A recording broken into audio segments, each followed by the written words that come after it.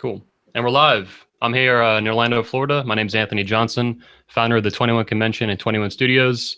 Today in our podcast, we have Ross Jeffries, the founder of Speed Seduction and the undisputed godfather of the modern seduction community. Ross, thanks for coming on the show. And Yeah, speaking thank at you. the event this year. Yes, I am. And I don't know whether I should be proud or ashamed that I'm the godfather of the community, this deviant subculture. And I mean that in the official term. I studied, so part of what I did at UCLA was I studied sociology, and I took a class in deviant culture. And by deviant, we don't mean sick or twisted. We just mean it deviates from the norm. And deviant subcultures have their own lingo, their own rituals, their own technical vocabulary. And so I think that's what the community, aside from the commercial aspects of it, is really about at this point. It's a different subculture that's cut off or isolated out from the norm, which is great. I don't think the normal leads to anything worthwhile. Yeah, it leads to being mediocre, which is not worthwhile. Certainly so you mentioned the commercial aspect of the seduction community. You've seen that, I think, from a bird's eye view more than anyone else. Right. You've been coaching, I think, since late 1980s, 88, 89. Well, I wrote my first book in 1988, and I did my first seminar in 1991. So there are many of the people out there who are proclaiming themselves as coaches who weren't even alive when I started. And the rest of them probably didn't even have their pubic hair, or probably didn't even hit puberty yet. Now, being the longest in business doesn't necessarily mean you're best, but I think it was Malcolm Gladwell who said you have to put in your 10,000 hours to get really good at something. Well, I put in my 30,000 hours, 40,000 hours, 50,000 hours of teaching and coaching. So I think I've got the chops there. Yeah, totally. I mean, I'm actually one of the guys. I don't think I was born in August 88. So it sounds like you were actually, you were. I'm one of those guys. I'd written my first book right around then, and had just gotten into neurolinguistic programming and hypnosis. And I really want, at some point in the interview, I want to talk about altering a woman's states of consciousness as a way of doing seduction, where you don't need higher value or higher social status or being an alpha male or the rest of the things that are commonly taught in the community, which I think are either unnecessary or very unscientific or ill-defined. You know, we talk about, I know I don't want to get too much into the red pill community, but I know we were having a discussion the other day. They have what they call the Dark Triad. I believe it's narcissism, sociopathy, and Machiavellianism. How do you say that?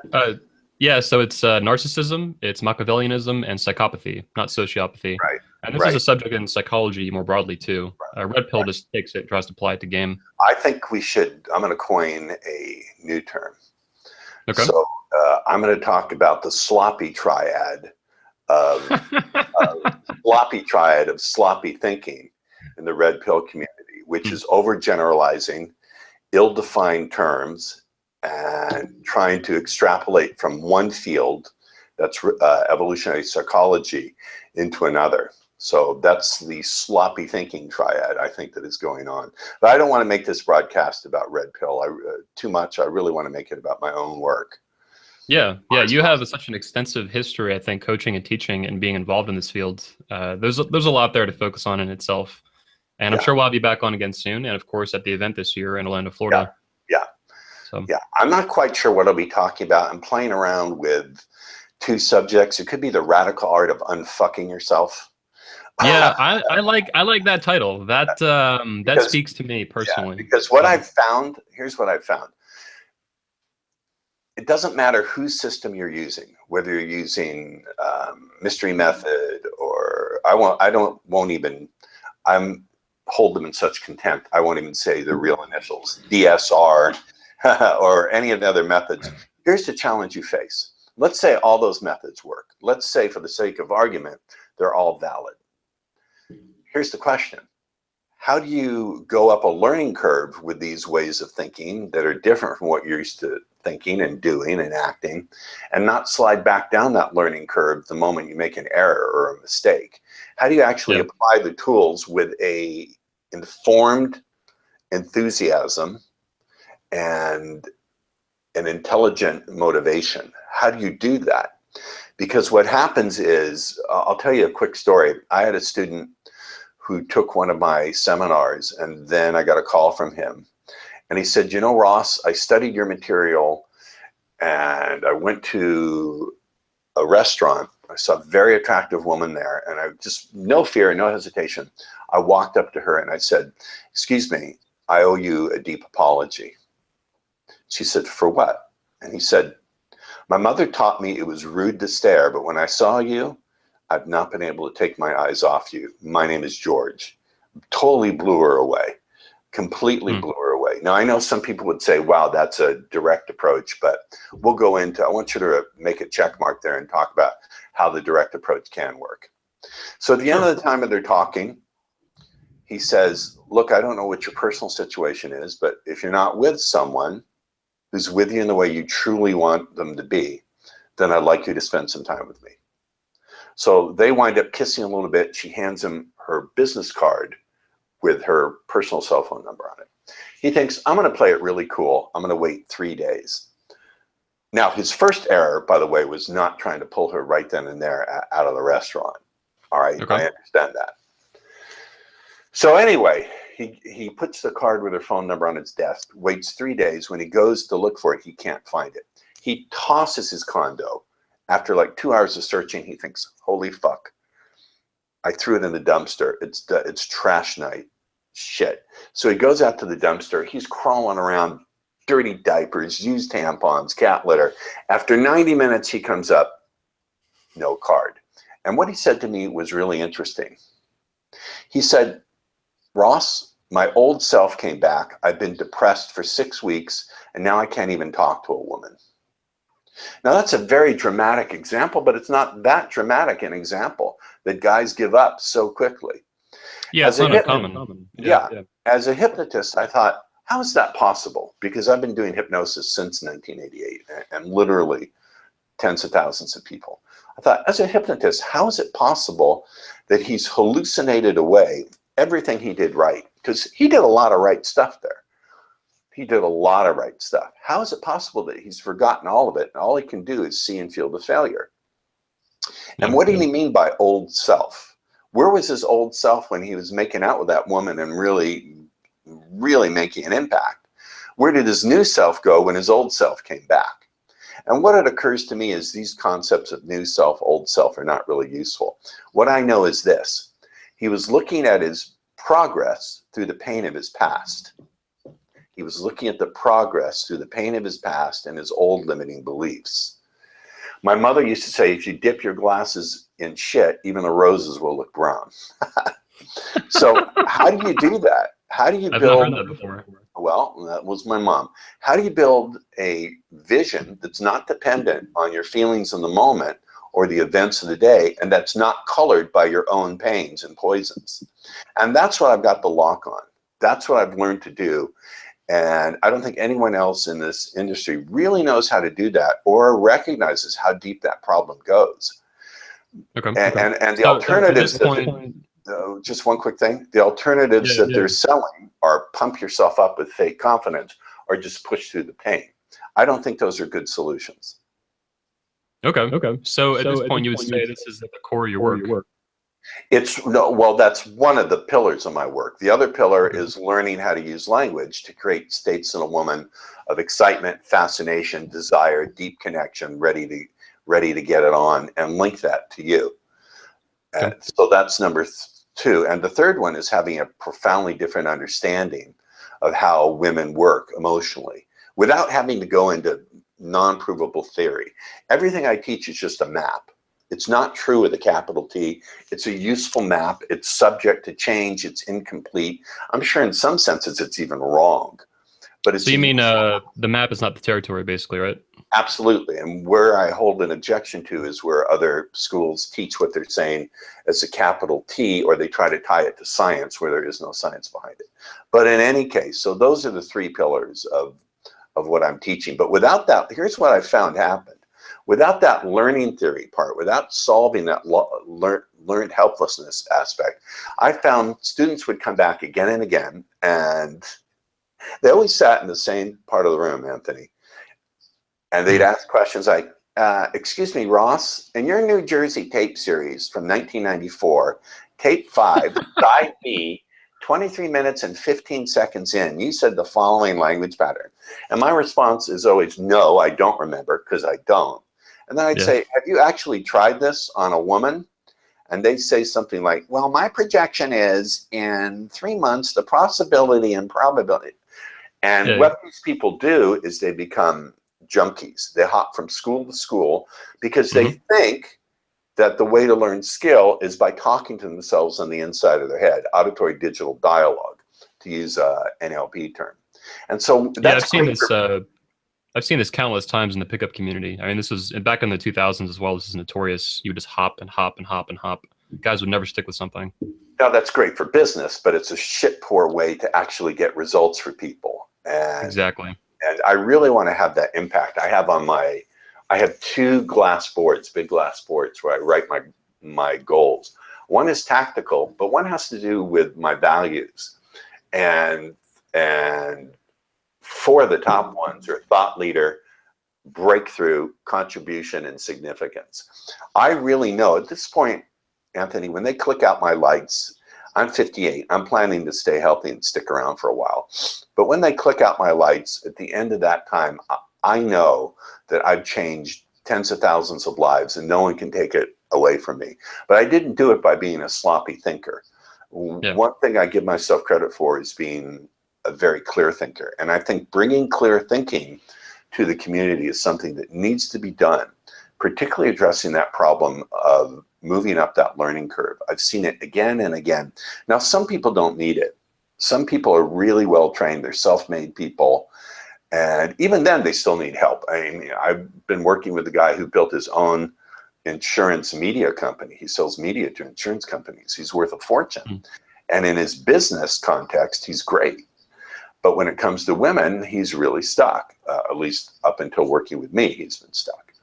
And this is something a lot of the red pill guys like Rollo talk a lot about too. Guys will be absolutely kick-ass in certain components of their life, and then with women, they flip it all on its head. Well, he's right. He's right. Yeah, he's right. One of the ways I've heard it put too is actually if those guys ran their business like they run their personal life, they'd be bankrupt. Yeah. Which usually snaps all these guys out of it. Yeah. Some commentary on that. Yeah, I think you're correct. I think Rollo's correct as well. So let's take a step back. We were talking about the commercial aspect of the seduction community just a few minutes ago. Yeah. You've again had a bird's eye view on that like no one else, I think, because you're at the beginning of it, first of all, but then just having so much involvement in it. How have you seen that change from 1988, 2000, 2005, 2010, and so on? Sure. So from 1988 to basically 1999, I was the only person doing this. And a couple of things were true. I think what was easy for me to jump in is I was coming in right at the birth of the internet. So I got online very early. I got seduction.com in 94. I had a friend and a fanatical fan. That's fanatical fan is repetitive, and in any case. So he said, get online. So I got seduction.com. But I think what's changed is anyone, in 1999, Mystery started getting on the boards and promulgating his theory. And we would have debates and discussions. And then David D'Angelo came around right along that time. And he's a brilliant marketer. I think he's a much better marketer than virtually anyone out there. At least he used to be. I don't know who else is out there at this point and what their marketing strategies are. And David's a legend when it comes to marketing. So yeah, he's a marketing legend. He used to be, by the way, he was one of my students.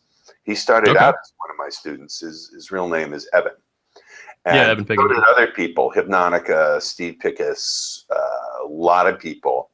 Well, I never told you this, but until right now. But probably the first thing I found on the internet was actually a routine, I think, or something along those lines that you had actually posted to fastseduction.com. So this is back in 2006, I think, early 2005. This is 2005, actually. Excuse me. Well, some people. So you were actually the first author I found. Some people would say I'm a fountain of bullshit. Other people would say I'm a fountain of creativity. A lot of people would say I'm a combination of the two. So I think what really made a difference, Anthony, is it became very easy with the advent, I don't know if it was WordPress or whatever it was, anyone could put up a website, get on YouTube, and proclaim themselves an expert. Anybody. The bar to entry became much lower. And then what happened, the big event, of course, that happened is 2005 when Neil Strauss published the game.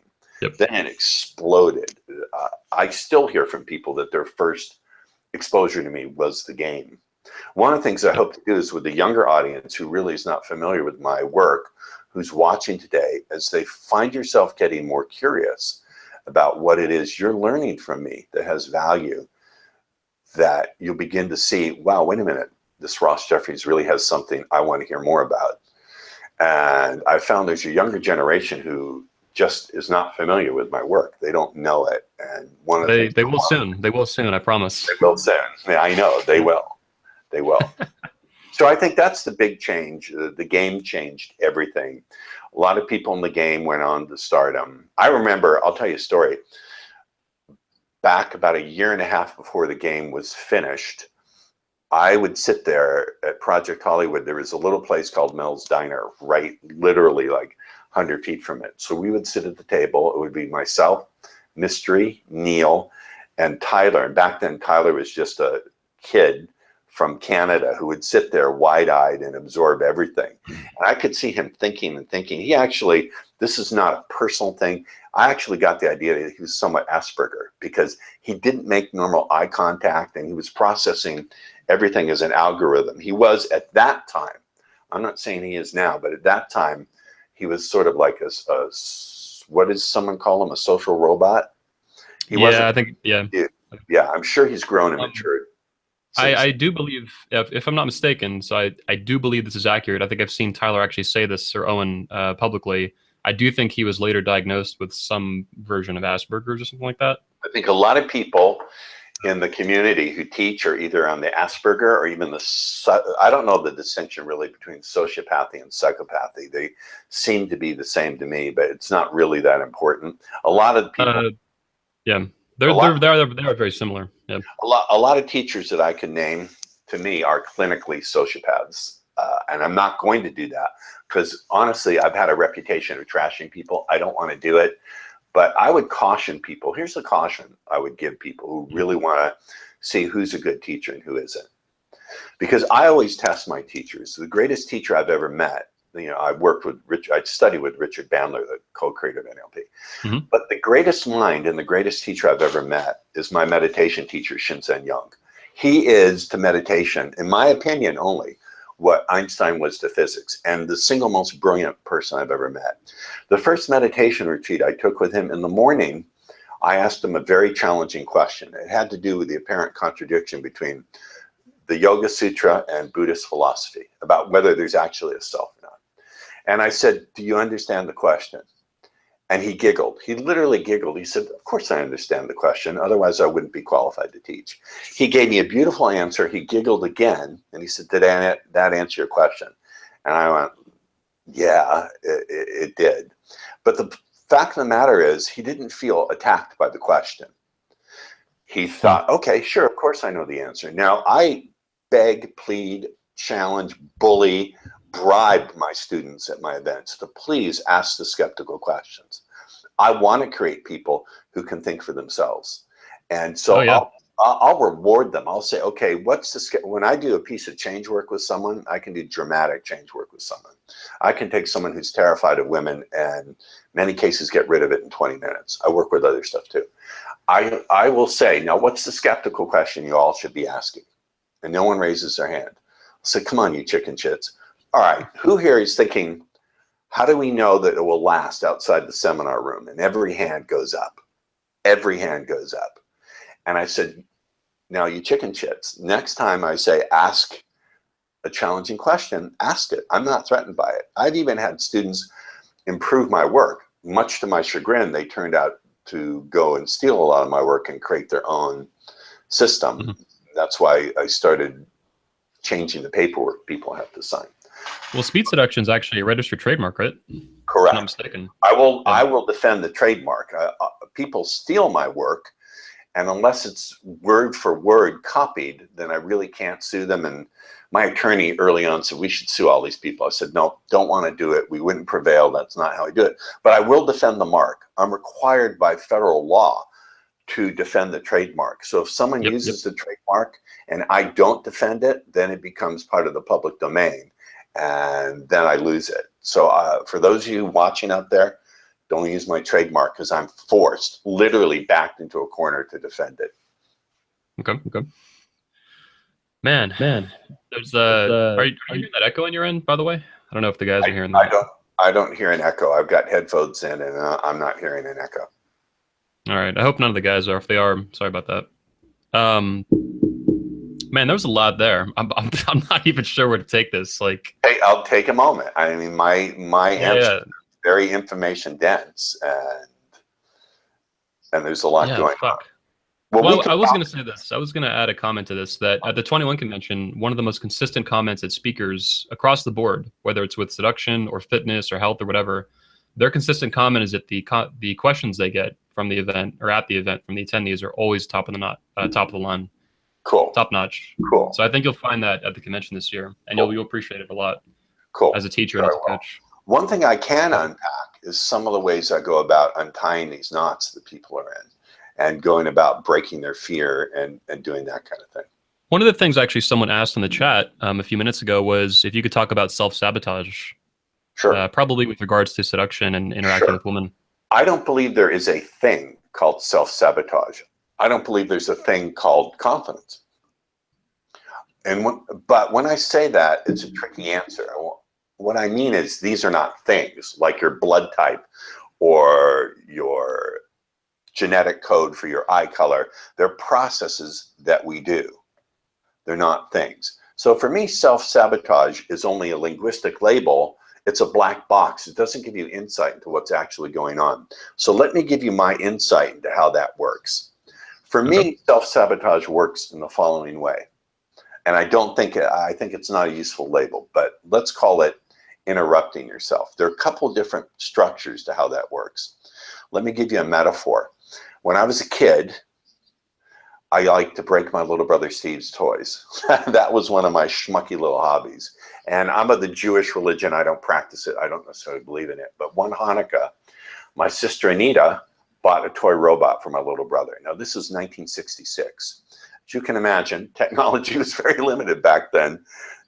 Yep. These were not these modern Japanese robots that had some AI to them. The only thing the robot could do is it could blink its eyes, it could move forwards, and it can move backwards.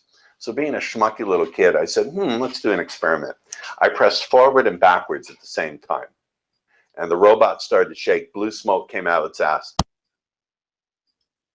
Oh, hey, you somehow cut off your audio. Yeah, I don't know what the fuck just happened there. Yeah, something on your end, if you can hear me, definitely got cut out. Shit.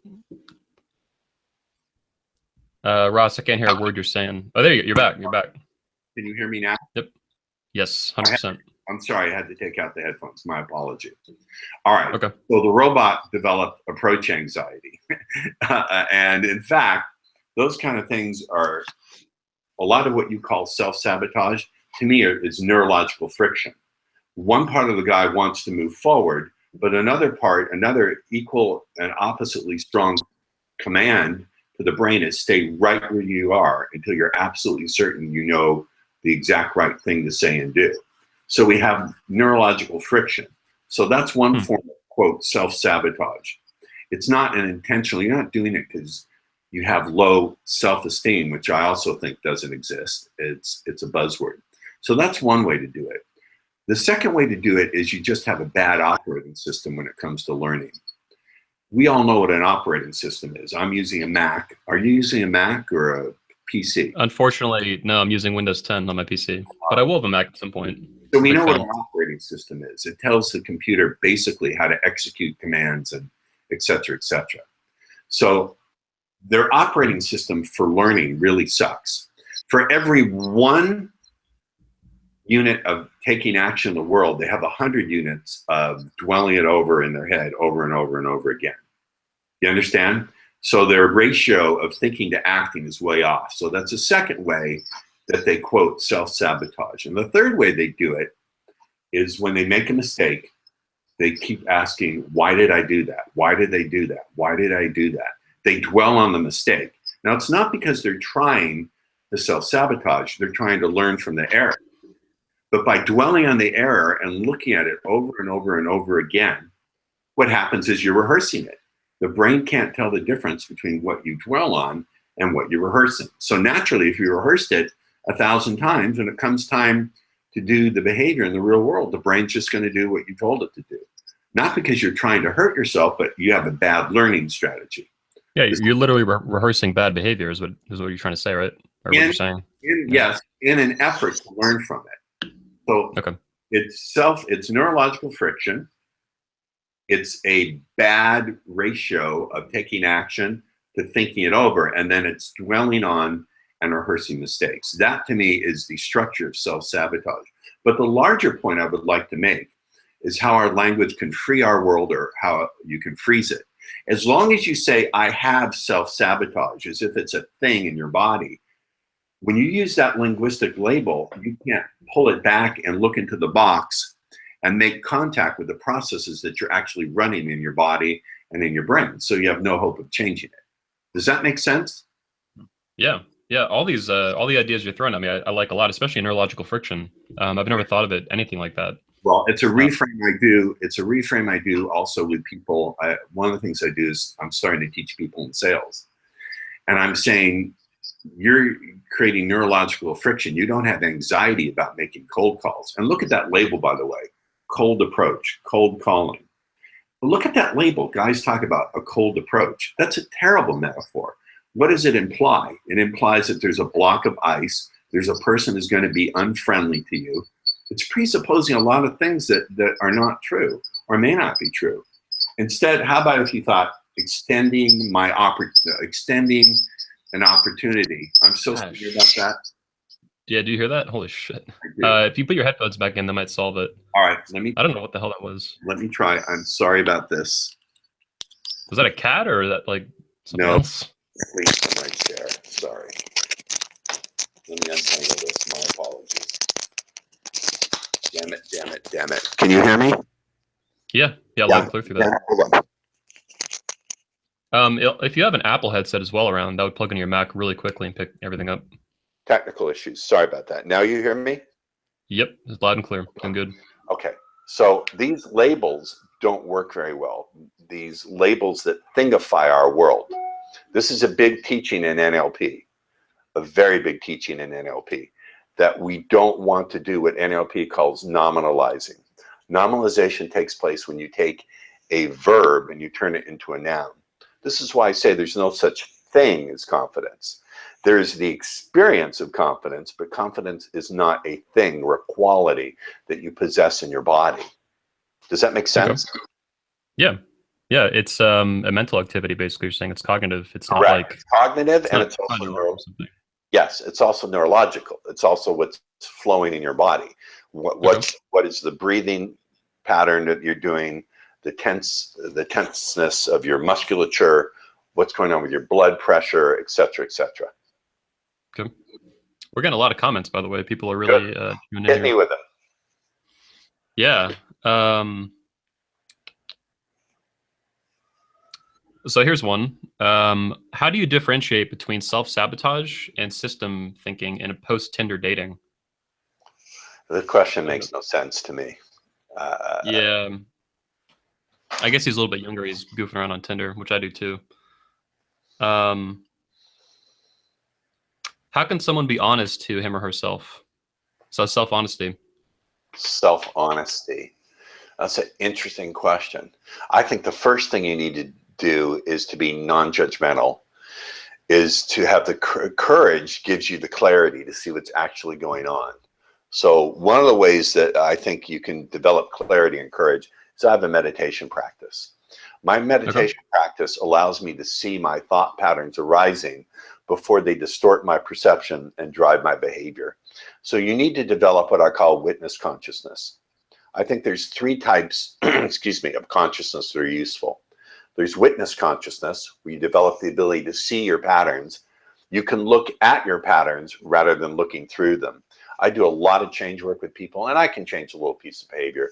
I can change someone being afraid of talking to women to being able to easily approach.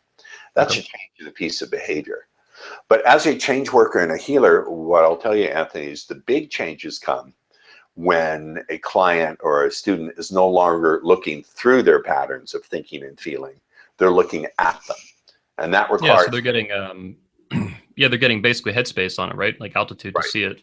Right. And that requires the practice of meditation to build witness consciousness. So that's, you know, I started meditation about a month ago, guided meditation. I'm experiencing exactly what you're talking about, and I'm loving it. I was a skeptic for many years of meditation, and no longer. Shit's badass. And and now here's where science does come in. There's a lot of scientific evidence to show that a meditation practice actually changes the structures in the brain. So that's where science actually can come in. It's something that can measure using measuring instruments. It's not something that's a theory that has no way to do an experiment to either falsify it or find the truth of it. Well, speaking of theory, and we were talking about red pill a little bit earlier, in a lot of ways, the current you know, bloggers and authors in red pill, they see the red pill as an extension or an evolution on the seduction community, which basically they see seduction and pickup as the application of their theory. That to them is actually the testing. I don't think that's not the way I teach it. To me, seduction and pickup are an application of Ericksonian hypnosis. See, for me, I don't care. I don't give 2 hoots in hell about evolutionary psychology or the rest of it. I happen to think evolutionary psychology is soft science at best and pseudoscience at worst. But we know that the work of Milton Erickson works. It's a huge body of work that stood the test of time, and it's repeatable and replicable and has been by therapists all over the world. So I don't need to point to some scientific theory that has no actual testable proof. For something to be scientific, it has to be falsifiable. You have to have the ability to do some experiment that could make the hypothesis false. And I don't think that's there in evolutionary psychology. Evolutionary psychology primarily depends on 2 things. One is surveys, self-reporting surveys done by people in Western culture, usually undergrad college students. And the second thing it does is it tries to extrapolate from animal behavior to human behavior, which is a really, really big leap. And the third one is it makes guesses about what our proto-human ancestors did as far as mate selection. The problem is with that is behavior doesn't fossilize. We can't see any fossils or records of how they did that. We can make guesses, but for all we know, people lived in small clans and there couldn't be room for sexual jealousy. Guys had to share women and they all took care of their children together. The answer is we don't know. And more importantly, in terms of science, we can't tell. There's no, short of inventing a time machine to observe it, we can't tell. So I have no problem with evolution. Evolution is science. That question, that argument is done. It's over. Evolutionary psychology, I've got problems with. And so I don't think red pill arose from the seduction community and is based on what's in the seduction community. Now, that's not to say red pill doesn't have a lot of validity to it, especially when it gets into the fucked up way men are treated, and I'm all with them. That also gets into men's rights, the men's rights movement. I totally which is distinct. Those are 2 distinct movements, but the red pill definitely, they look at that and they don't disagree. Like, yeah, men are getting absolutely fucked over in the men are getting fucked over, and the biggest way men are getting fucked over is number 1, they're shamed around this topic. If I did an event for women, how to meet the man you want and control him with a velvet glove or whatever it is, which I'd never do, women would bring their girlfriends in droves. There'd be no shame attached. But men are shamed for wanting to learn this. It's assumed that we should just have these skills. And we're shamed by our fellow men, not just by women. We're shamed by other guys. The second way guys are getting fucked over is they're unintentionally, I think, getting fucked over by the pickup community because there's so much confusion. I say to do one thing, Mystery says to do another thing. Someone else says the caveman school of throw her over the shoulder.com says another thing. So there's that kind of confusion. Well, there's also the fact that, you know, women are responsive to a lot of different things. So a lot of different things, if you try them out, will work or at least appear to work. So fitness is in a way very similar. Muscle is very plastic, so it responds to almost anything. And this leads to, on the internet, massive confusion of just random bullshit people put up. Right, right. So, yeah. And at the convention, we integrate these things, right? We integrate, well, fitness speakers at this event who'll be talking. I think you'll enjoy their talks quite a bit because you'll see a lot of the same similarities and, you know, criticisms they'll make of other people in their industry. So, right. Well, when it comes to exercise and fitness, whenever I feel the need to exercise, I lay down immediately until it goes away. You'll still enjoy the talks. I'm sure I will. I'm sure I will. I love meeting people who are excellent in their field and can teach me something. Yeah. As opinionated as I am, the words "let me teach you something" are sacred, as well as the words "I don't know." To me, being willing to say "I don't know" is the sign of a mature and adult mind, because there's so much in life we don't know. We'd like to think we know. Yep. But we don't. Well, whenever you do think you know, you'll eventually get knocked on your ass and find out you didn't know. And there's still so much more to know about, you know, some specific component of life. I'm still studying what I do. I've been at this since 1988. I'm still passionate about it. I'm still going at it. And I know there's room to improve. There's room to improve as a teacher. And this is where, if there's anyone out there who's a healer who's listening to this, one piece of advice I'll give you if you do therapeutic work with people is don't get stuck on one modality. Don't get stuck on NLP. Don't get stuck on hypnosis.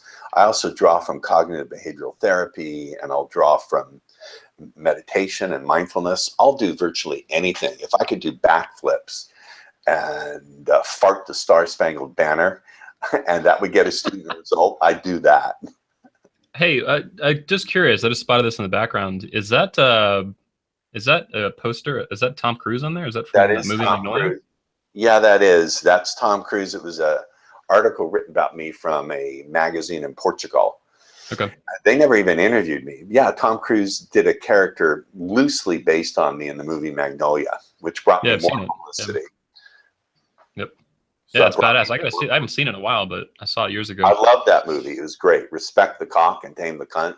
I never said that, but it's a hilarious movie. So here's a question from the live chat.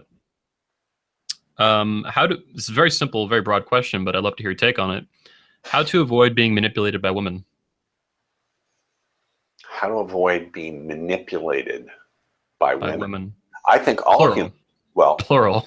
Well, all people manipulate. People can't not manipulate. Men manipulate. Women manipulate. So the real question is destructive manipulation. How do you avoid being, like, my girlfriend manipulates parts of my body to feel really nice. So let's define, first we have to define what he means by manipulation.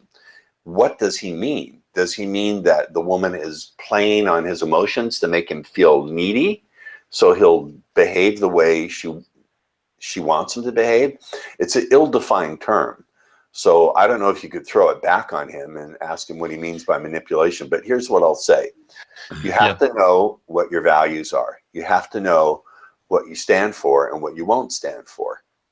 And if something is thrown at you and it just doesn't feel right, if it feels like it's going to put you in a position of being submissive or a position of doing something that just clashes with what you really want, then you need to, like, violates your boundaries.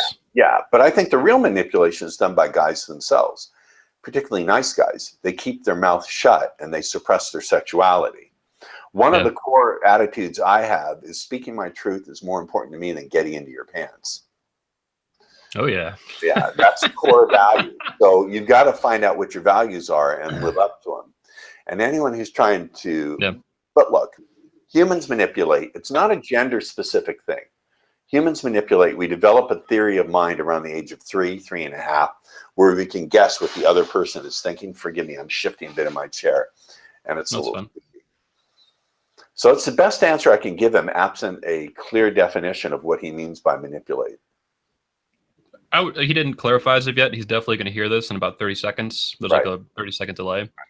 I would assume, though, based on his question, that he meant in some negative way to his life and his values, some sort of destructive manipulation, unlike a girl, getting in your pants and manipulating. Well, one of the things I would say is take the lead.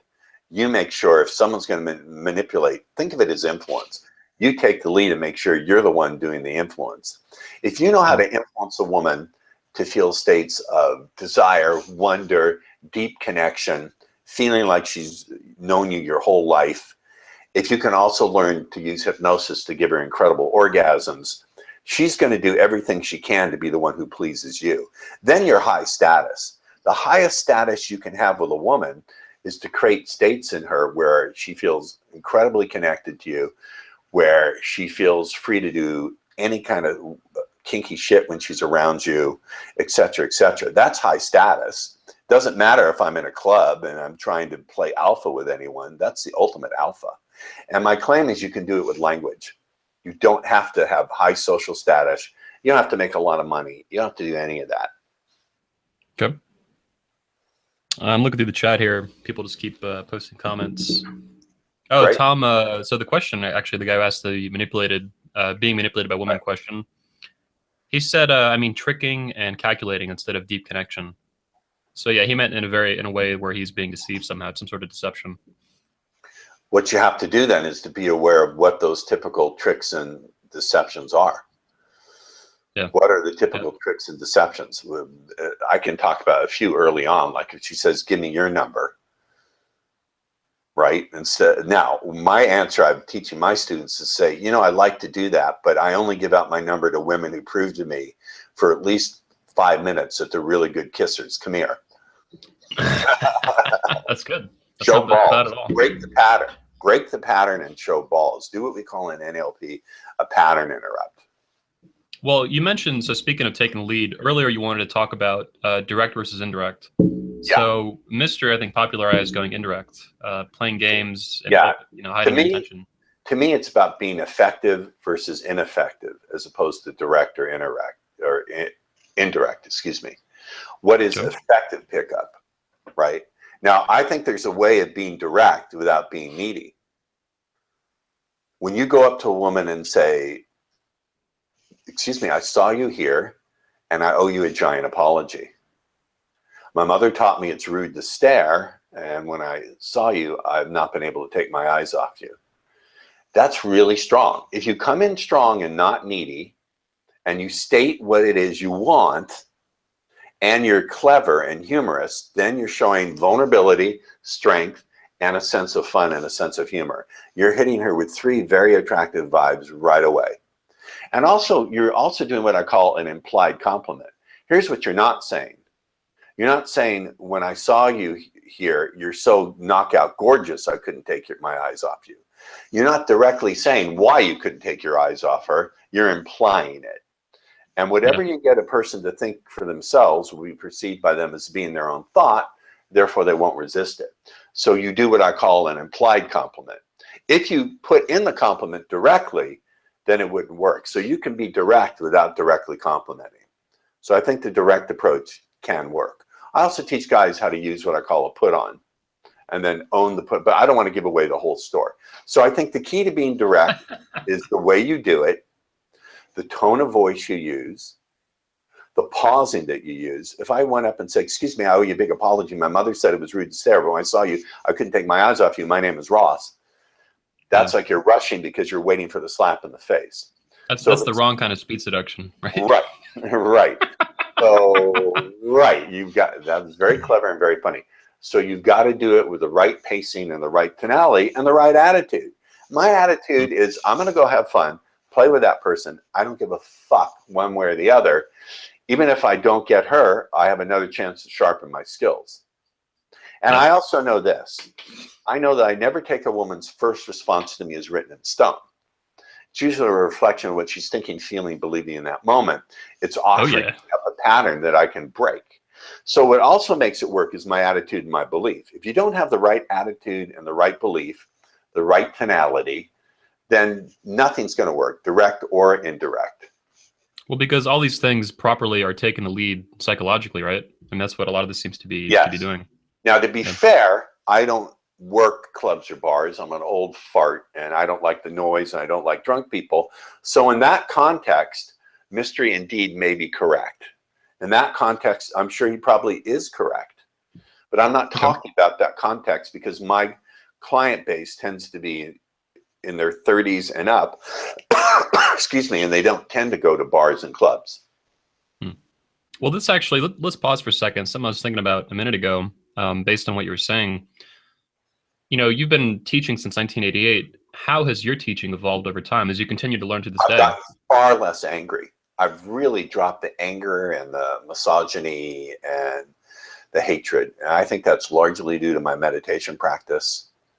Okay. Can I do one thing? I'm sorry, it's boiling hot in here. Is it okay if I open a window? Can we take a very brief pause for me to do that? Yeah, absolutely, yeah. Go ahead. I'll read over some of the comments here and questions. Quick window break, guys. I'll read over your questions you've been posting. I have it off to my side screen here.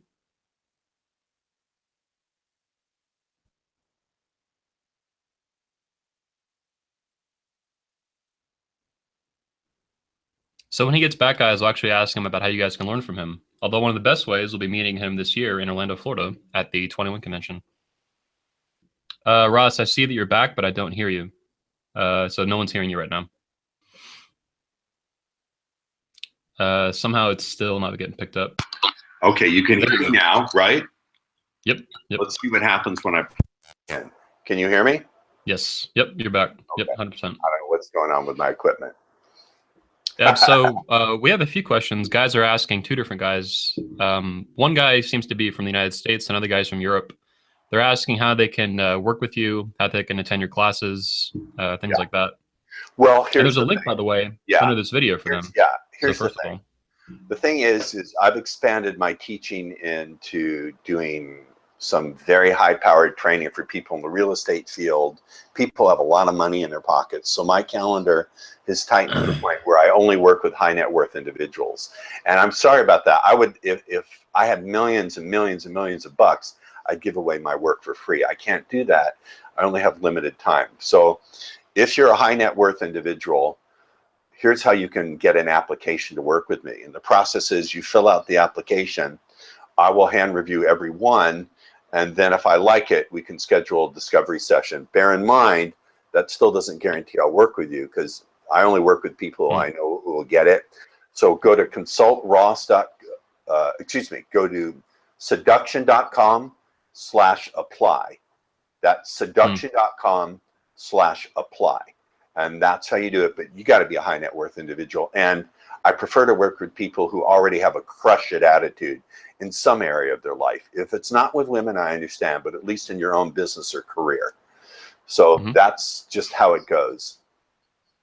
You also have a free video course, though, right? That should be at seduction.com/free. Seduction.com/free. If you're on the low end, and I don't mean this in a personal, but if you're on the lower end of the income scale or just want a freebie, go to seduction.com/free. Yeah, and hey guys, the link for that, so you can type that, or the link is actually underneath this video in the description. I think it's like the first link. You should see it right under there. Yeah. So check it out. Okay. So something you mentioned earlier that you wanted to talk about, I don't know if you've covered it in depth as of yet, or as much as you wanted to. You mentioned altering states in women. Yes. Let's hit on that. Okay, so here's what I know. That language can structure consciousness and it can shape decisions, it can drive behavior.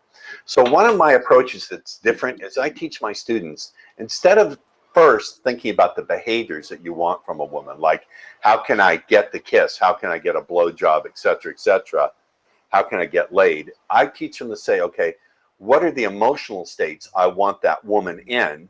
How can I get her to link them to me? And what I know is that when you talk about certain themes and certain subjects, they're more likely to awaken those aspects of a woman's imagination that contain those kind of emotions. For example, if I had a factual conversation, if I said, where did you go on vacation? What did it cost you? What did you see? But if I say, you know, I was talking to someone the other day about what it's like when you step out of the familiar and you go on vacation and you see something really beautiful. What are those moments that take your breath away and suddenly you see this beauty in front of you? You look at the world with a different set of eyes. I remember going, and then what I would do is describe an actual experience, and I would embed commands about feeling wonder, feeling like you want to let go, you want to go for this. Your mind moves in a new direction. And so I would listen to her feedback. If I heard her say, yeah, I went there and blah, blah, blah, blah, blah, I would watch for responses from her that are useful. I'd watch for her getting really fascinated. I'd watch for her starting to get a little bit aroused. You learn to calibrate and look at these signals. Then I can anchor those responses to me. So knowing what themes to talk about, knowing how to get a woman talking about the right things, can install those states of consciousness, and then she begins to look at you through those states. So let me back up a minute. Okay. Doesn't it make sense to you that if a woman is looking at you through feelings of desire and feelings of a permission to let go and feelings of being willing to surrender, if she's looking at you and responding to you through those states, doesn't it make more sense that she's likely to want to jump your bones than if she's in a different sort of state? Does that make sense? Now, the idea that language can create and move emotions is not new with me. It's the basis of poetry, theater. I'm not trying to be funny here. Storytelling and oral tradition. No pun intended. I don't mean a pun. So we know for a fact that language can structure consciousness and create emotional states. Here's one little, it's a generalization and it's only a metaphor. But women tend to look at us through the feelings they feel for us. Women look at us through the feelings they feel for us.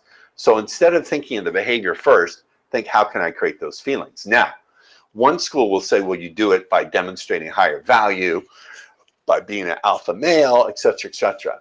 And my statement is, you don't need to do that. I have tens of thousands of students who I assure you are not traditional alpha males, who don't make a lot of money, who don't have high status, who are actually getting women to buy things for them.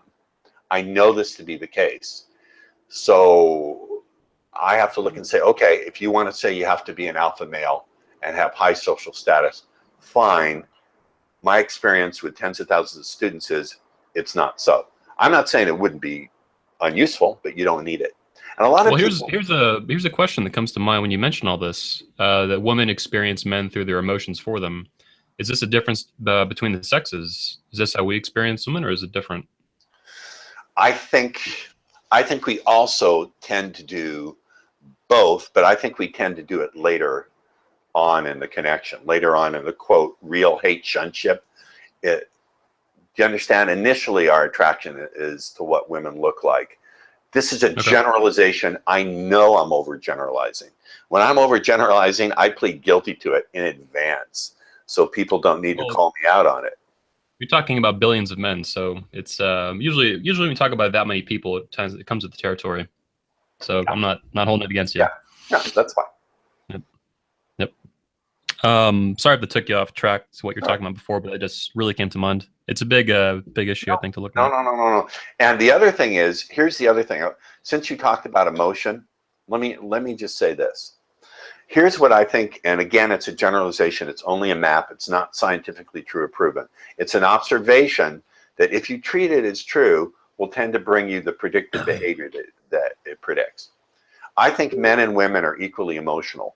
Here's the difference. When we're angry, we're angry. When we're horny, we're horny. When we're sad, we're sad. When we're confused, we're confused. Women have emotions about their emotions. So a woman could be turned on, but she could have, you're laughing, but that's the laugh of recognition. Is it not? Totally, yeah. So It's like emotional inception. Just women on top of each other. What we call meta states in NLP. They have thinking about their thinking. They have feeling about their feeling. So a woman could be turned on, but she could be feeling caution about her being turned on. She could be feeling it's on about her being turned on. She could be feeling shame about her caution about it's on.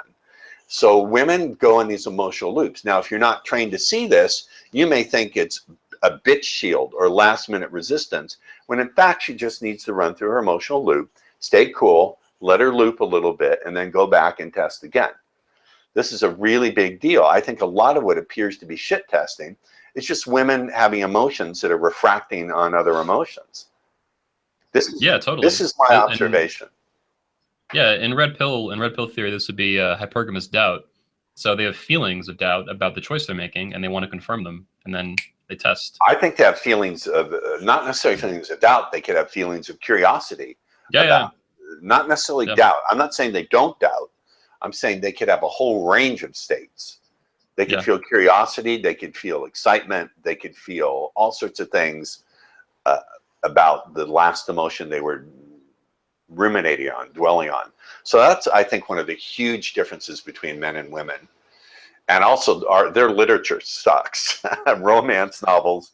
Did you know that the biggest selling genre of books is romance novels? I'm not surprised. I know that 50 Shades of Grey, I think, is the most popular selling book in the world right now. That's sick. If I'm not mistaken.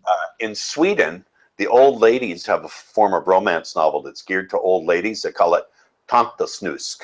Tanta Snusk translates as auntie's dirt, but it literally, what it means, that's a little translation, but what it means is dirty old lady porn.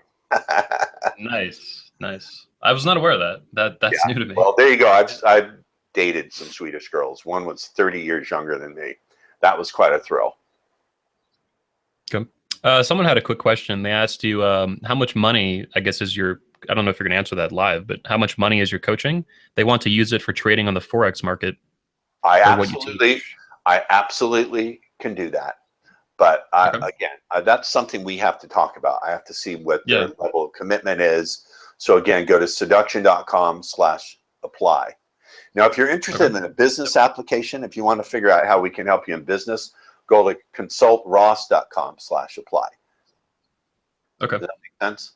Yeah, you even mentioned that speaking at the 21 convention this year that you're not necessarily going to be talking, like you mentioned that the talk title might be like the radical art of unfucking yourself. Yeah, I think how to get out of your own way, align yourself with your purpose, and crush your goals.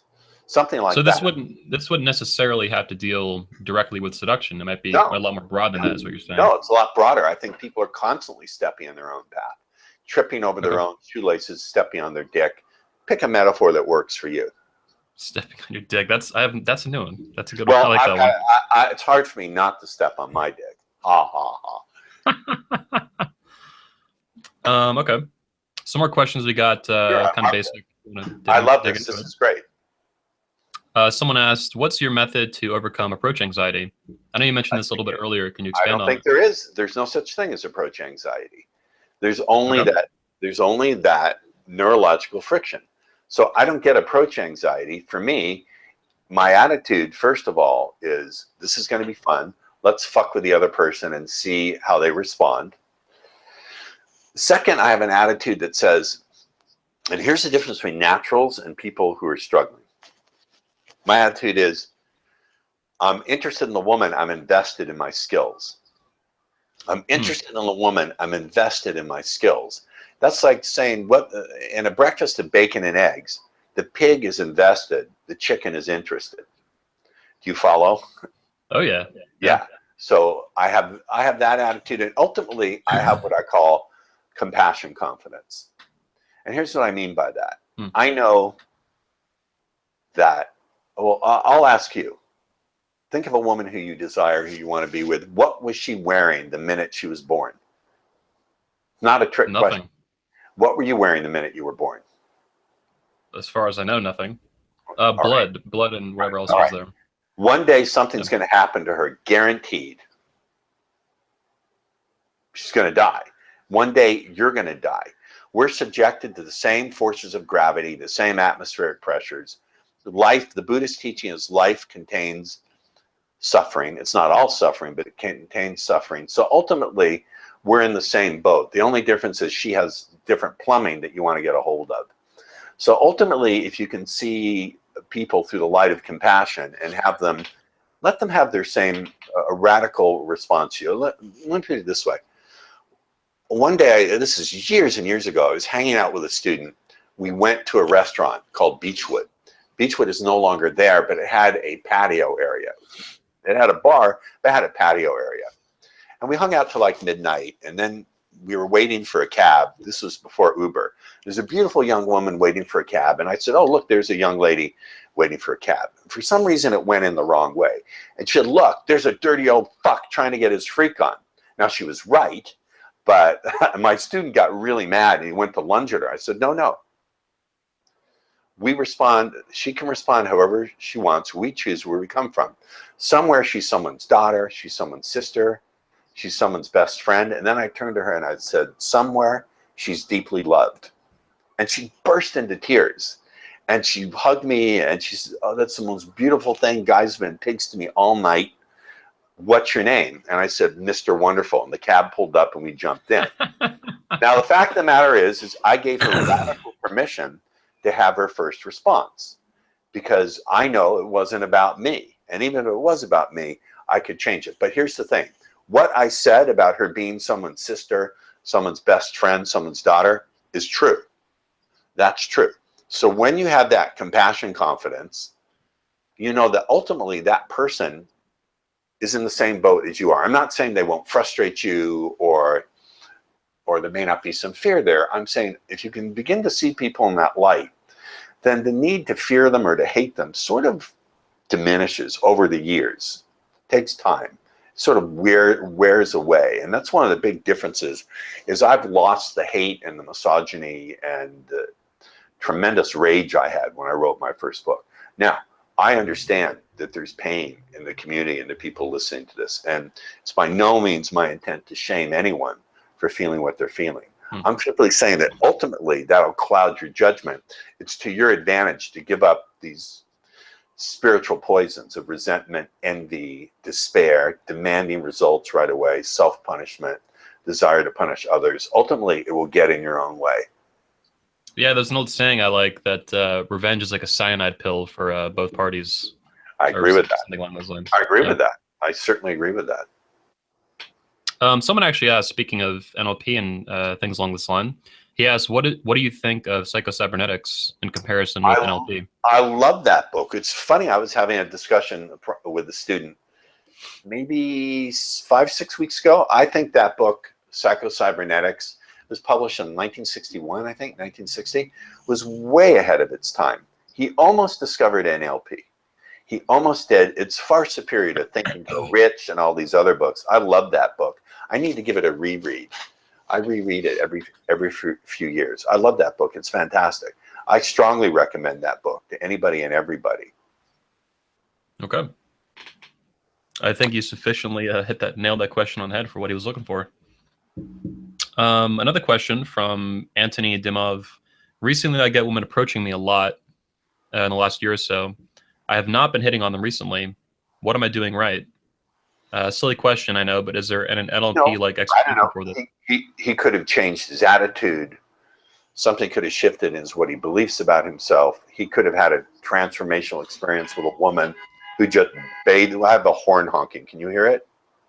Yeah, but it's gone now. It's gone.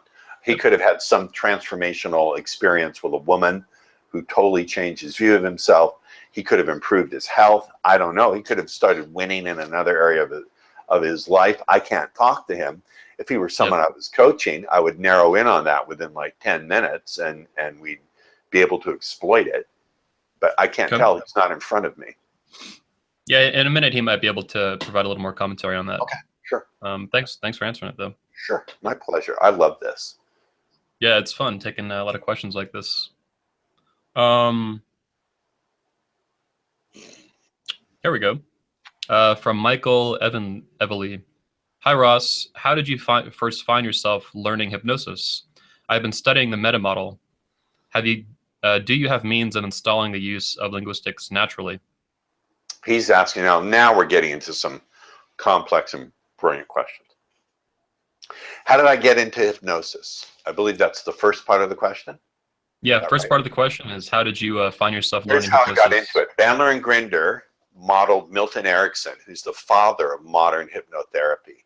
I thought, wow, this is really great stuff. If I look at what they call the Milton model in NLP, which is the model of how Erickson used language, I could really improve, because I suffered from tremendous, quote, low self-esteem, although I don't think it's a thing, and anxiety and depression.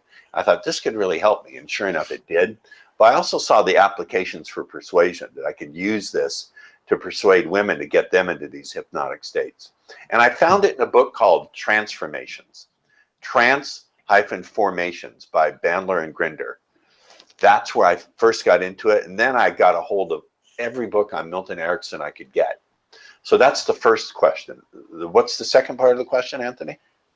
The second part of the question was, do you have means of installing the use of linguistics naturally? You mean So installing it in other people? I think that's what he means. No, you have to practice. You know, this stuff about installation and NLP is a load of horse hockey.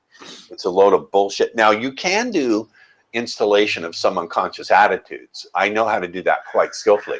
I do it by telling metaphors and stories. I do it through demonstration. I do it through doing trance inductions with my audience.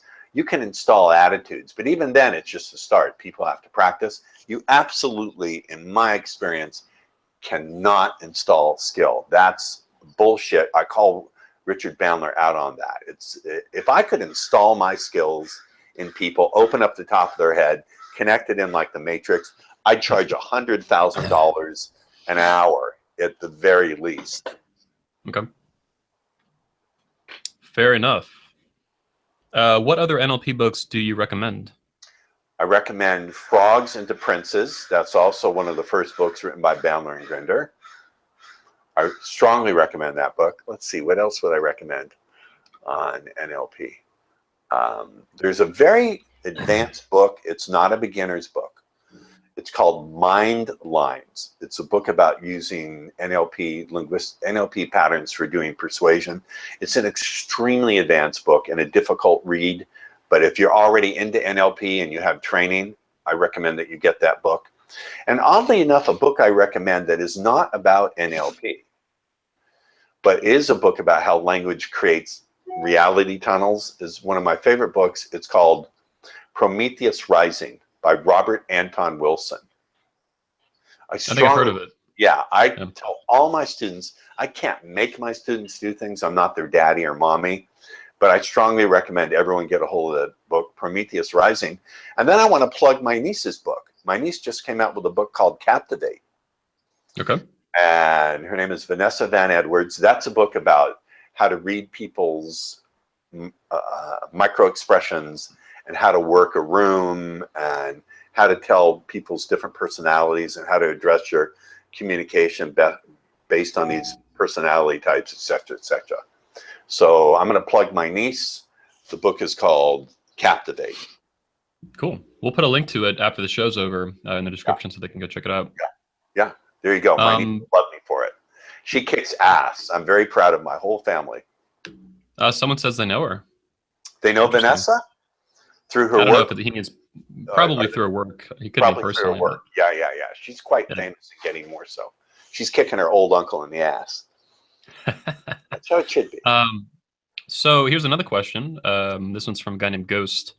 What do you think about the Myers-Briggs type indicator for personality types? It's one kind of test. Again, it is a map. It is a map. It is a way of reading people. It's not scientifically true, but it's a map. If all these maps were totally scientifically true, you'd only have one map. You only have one theory of relativity. You only have one Newton's laws for motion. You don't have a bunch of them. So they're useful maps. Use them as maps, but don't take them as literal truth with a capital T. Again, as I said at the beginning of my discussion with you, what I'm teaching is not true with a capital T. It's my map of how things work. It is absolutely incomplete. It's subject to change. I'm sure parts of it are just incorrect. They're based on my own biases and prejudices as a 58-year-old fart who just doesn't do some things that the younger people do. And I would even say, if you're a really young dude, that I may not be the best teacher for you. I'm willing to come right out and say who my audience is and who I want to work with. Okay. Well, speaking of young men, given what you just said, what do you think young men in their 20s should be studying right now to improve this part of their life, They should other damn than well other than your study. work? They should damn well study how to make good decisions. Okay. How do you make good decisions? How do you do some scientific, clear, rational thinking? Absolutely. There are books you can get on that. You should also take up a practice of meditation, even if you do 10 minutes a day. Learn early on to develop that witness conscious muscle.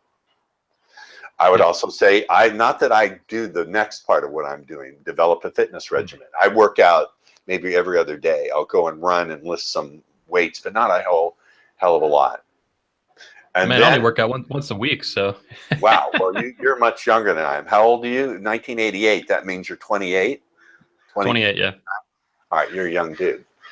And I would really take a good, hard look at who really runs the country. I would really start to think critically and reject the traditional models of who's running the show. I can't suggest any specific books, but I would just say I've learned a lot about how things work, and they don't work the way we're traditionally told. I would really yeah, go ahead. Would you suggest that young men kind of reject kind of cable TV news and look on the internet? I mean, for just as a starter.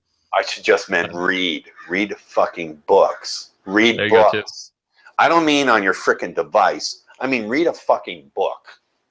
Yeah, I'm a huge fan of print books. I'm right there with you on that. Yeah. As young as I am, I hate reading books on e-readers.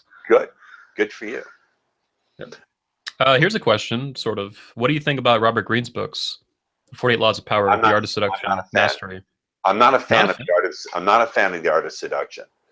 I thought it sucked. It doesn't give you any practical, real tips that will work in the real world. I told him so too. I told him I didn't like his book in person. That was a mistake. You guys have met, yeah? I met him once. I don't remember the context. I don't remember where it was or even exactly when it was. Okay. Are you familiar with his other works, The 48 Laws of Power? I'm not. Yeah. I'm not. Okay. I'm not. Someone suggested that the reptilians run this country. I don't know. The reptiles. You know what? Have a look at a magazine like this. Can you read that title? Skeptic? Yeah. Just have a look at a few issues of that. Learn to think critically. Learn to think and ask questions like, how do we know that's true? Are the terms well defined? Is there any other explanation that fits better? Learn to think in a critical way and challenge the ideas that have been, like I heard this one the other day. I was having a discussion with someone. I did a recording for his telesummit. He said, well, we know that 90% of communication is nonverbal. I said, stop. Let's take that statement apart. First of all, how do you measure percentages of communication? In what units of measurement? As measured by what instrument? And he couldn't come up with an answer. He said, well, why does everyone believe it? I said, because someone said it, and then everyone picked up on it, and no one challenged it. There's a saying I heard just about a week ago that I really liked, and it was that most words are untrue. Including that statement, all the words in that statement. Yeah, so it's addressing this point in a little bit different way. But yeah. I love what you're saying though for young people to think critically. I mean, there's other speakers echo this as well. Think critically, be rational, look at biases. There's a book when it comes, I have to confess, I used to love, well, I'm still a student in military history. There's a book you should get. It's a very left-wing book, but it's true for what it talks about. It's called War is a Racket. It was written like in the 30s or 40s by a Marine general about how war is a load of bullshit and what interests it actually serves. I can recommend a couple other books. Armed Madhouse. That's a great book about the Bush administration's going to war. It's about Gulf War II. Okay. And about who runs the country. I forget who the author is. I know his first name is Greg. You start to forget shit, young man, when you're pushing 60. Hey, man, I already feel that in my 20s. So then there's a problem. There's a problem there. Okay. Well, we can start wrapping up. We've been going on for well over an hour at this point. Yeah. I'm gonna need to use the bathroom at some point as well. I need to take my old man. I need to take my old man nap. Grab a little lunch. Yep. And here's what I want to say. Before I'm so sorry. I don't mean to step on you. I've been accused of no. But go ahead. What I want to say is this: as you're watching this interview, and should you feel yourself moved to rewatch it, I'm not sure which parts of what I say will touch home and really allow you to stop and think to yourself, you know, Ross is a great teacher. I want to learn more. But as that's happening, I think the best way to do that is get your ass to the 21 convention. Never before have they had me, the living legend, the myth made flesh, Ross Jeffries. I promise to deliver big time. So there should be a link right down there to buy your ticket, correct? There is, correct, yes. And as you find yourself buying your ticket, just understand for all your own reasons that you never have to reveal to me that it's an amazing choice to make right now. I completely agree. I've poured my heart and soul and my life into building this company and these events. It's been 10 years. Dude, 10 years. Almost 11. Almost 11. You were 18 when you started this? 17, yeah. 17. Holy frickin' friholies. I salute you, sir. That's no ass kissing. That's for real. Thank you. Yeah, I've grown up studying, not so much your work, but being very familiar with it. I've kind of grown up with you and watching everyone kind of evolve as a teacher in this industry.